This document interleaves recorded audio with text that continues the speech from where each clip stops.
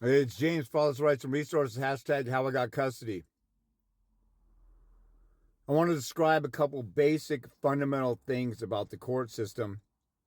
When you understand the purpose of the court system, when you understand the purpose of anything or the main goal of something, you know when something gets out of line and you could jump in and object to it or talk about it. I talked about a video like you go to the courthouse and a clerk tells you something, or a family law facilitator practices law without a license and gets out of line. If you know what their job is and what their limits are, you can complain about it. If you know the rules to a soccer game, you know what to tell the ref. Hey, he used his hands. Hey, he slid from behind and tackled the dude.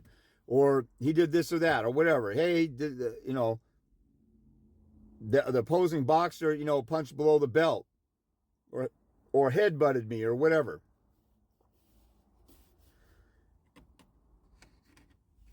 If you know an unleaded truck takes unleaded gas, if somebody puts diesel in it, they'll jack up the engine or whatever. You know what something is supposed to be, so then you know when stuff gets out of line. And if you have the courage to confront the people getting out of line, then you can make objections and shut people down. So if you understand some of these fundamentals, that might help you just with dealing with the court system, making objections or know where to stand and argue or do a reconsideration. Every time I lose a hearing, by the way, I do a reconsideration.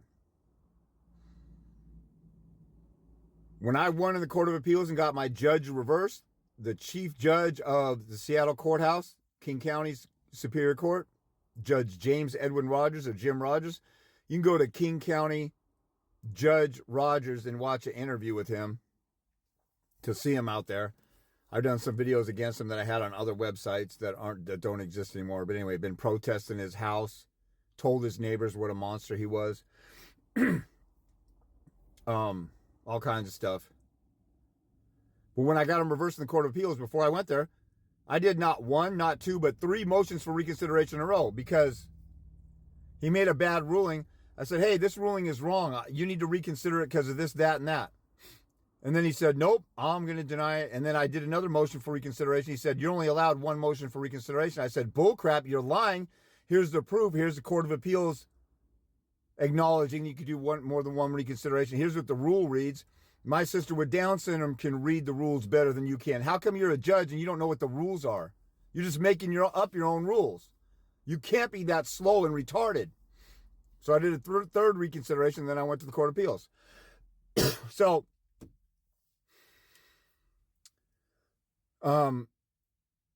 some basic fundamentals about the court system to help you understand what it's about. First of all, one of the main purposes of the court system is to resolve disputes that people can't resolve outside of court. So if you go to court and the court orders the father's visitation shall be agreed upon by the parties, you would say, wait a minute, what a stupid jackass. The only reason we're in court is because we can't get along and work stuff out outside of court. And you're sitting here saying, go work it out because you're too lazy and shiftless to sit here and do your job as a judge and decide a resolution to this. And you're being lazy and just blowing it off onto us and say, you guys go work it out. We're in court because we can't work it out. And it's your job to make a ruling with specific provisions so that we don't have to keep going back to go back to court. If she has veto power and it's supposed to be by agreement, that means we both have to agree before I get visitation. That's a stupid ass ruling. Your purpose is to resolve disputes that can't be resolved out of court. You're defying your own purpose by saying, go work it out. That's like saying, you got a flat tire and you go into Les Schwab or Discount Tire and they go in and they say, go just get the jack and get the spare and put it on yourself.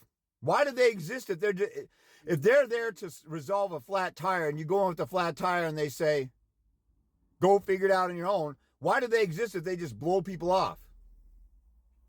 So that's one.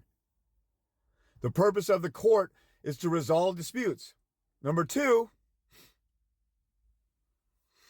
the courts are supposed to be fair and equitable. Of course they're supposed to be fair, just like a referee is supposed to be fair in a boxing match. A cop is supposed to be fair who's directing traffic or, sees somebody, is patrolling the streets and sees somebody run a red light. if they make a rolling stop and they don't get a perfectly 100% totally stopped,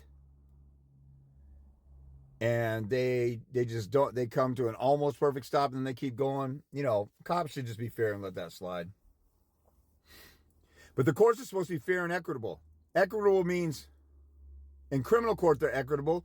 If you murder somebody, they might give you the death penalty or put you in prison for life. They'll take away your life because you took away life. That's equitable. If I did a business deal with a partner and we went in 50-50 and he stole a bunch of money and we made $1 million, I should walk away with $500,000. That's fair and equitable. So if they make a ruling that's really biased or way off and unfair and equitable, that's why bias is bad, because you're supposed to be fair and equitable and everybody's supposed to be equal. Equitable, equal. So if they get way out of line, do something that's totally outrageous, the other side gets I just talked to a guy today. The other side got to talk for like an hour and a half at a hearing. He got like 5 minutes and got shut down. And then that happened at another hearing also. There were some things that he did wrong the way that he argued that made the judge mad and shut him down. But that wasn't fair and equitable at all. So if you understand that, sometimes you can say, look, this isn't fair and equitable. How is me being a every other weekend visitor in my kid's life? Some people in prison get to see their kids more often because the mom brings them there, for visits every week or every Friday or whatever, or more regular, not more often time-wise, but. So the courts are supposed to be fair and equitable. If you're ordered to pay alimony, that leaves you in a position of being broke. Alimony is designed to maintain the lifestyle that the mother or wife was used to. It's really outdated because back in the day, early 1900s, women weren't educated. They were kicked out on the street when they got divorced. So it was really created so that they can get back on their feet. Well, women are so strong and independent and wonderful. Why do they need a guy's help? Why do they need alimony? It's the hypocrisy and delusion and mental illness of feminism. Oh, we're strong and independent. We can do anything a man can. But we want his child support, his alimony. We want his house and his retirement. And we want one of the cars that he bought and built from his empire. Michael Jordan's wife walked away with like $300 million. About 1/3 of his $1 billion empire. Did she really help him build that wealth? He met her when she was a waitress in Chicago. Now I'm all for, she raised his kids. There's rumors he had a woman in every town for away games. So, maybe she should get enough to be set for life if she's the one who got divorced or whatever. Nothing wrong with that. She didn't need no $300 million. Especially, I think the kids were mostly grown or almost out of the house. So that, but the maintenance or the alimony laws are built to create a situation where you maintain a lifestyle. If you divorce yourself from that person, you divorce yourself from all the benefits and the lifestyle that comes with it. You should just if you want to get rid of that person in your life, you should be getting rid of everything attached to them, but you get to go and steal that stuff. Anyway, I got off on a tangent. So if you got an alimony that leaves you destitute, each party is supposed to be able to be as close as possible to the lifestyle they enjoyed during the marriage. That's not fair and equitable for you to have to give all your money and you can't maintain a lifestyle and she's living large and comfortable and all that stuff and living it up. Another basic principle is things like the fundamental fairness doctrine. The fundamental fairness doctrine says you have a right to notice of a hearing and a right to be heard. They pretty much created that in old Europe. There were some places where they would start a case against somebody and they never even told them about it. And they're found guilty and never got a chance to answer.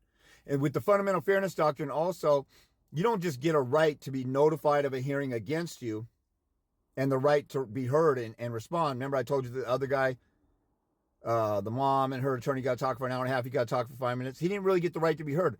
The right to be heard also includes a right to have enough time to prepare a full response and fully defend yourself, including confronting witnesses and stuff like that, or confronting your accusers.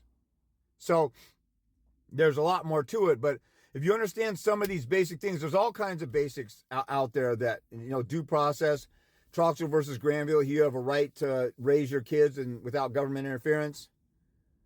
and you're presumed to act in the best interest of the child. They violate the kind of stuff they're violating due process. So know some of these fundamental things and understand them. If you don't get